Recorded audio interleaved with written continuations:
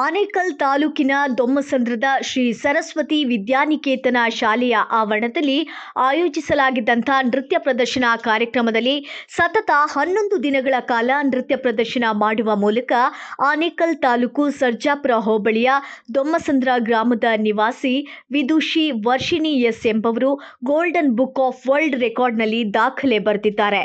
ಸತತ 11 ದಿನಗಳ ಕಾಲ ನಡೆದ ನೃತ್ಯ ಪ್ರದರ್ಶನದಲ್ಲಿ 250 ಗಂಟೆಗಳ ಸುದೀರ್ಘ ನೃತ್ಯ ನಟಿಸಿ ಗೋಲ್ಡನ್ ಬುಕ್ ಆಫ್ ವರ್ಲ್ಡ್ ರೆಕಾರ್ಡ್ಗೆ ಸೇರ್ಪಡೆಯಾಗಿದ್ದಾರೆ. ವಿದುಷಿ ಅವರ ಪ್ರತಿಭೆ ಮೆಚ್ಚಿ ಕಾರ್ಯಕ್ರಮದಲ್ಲಿ ಹಲವಾರು ಗಣ್ಯರು ಪ್ರೋತ್ಸಾಹ ನೀಡಿ ದಾಖಲೆ ಪ್ರಶಸ್ತಿ ಪತ್ರ ನೀಡುವ ಮೂಲಕ ಅಭಿನಂದಿಸಿದ್ದಾರೆ.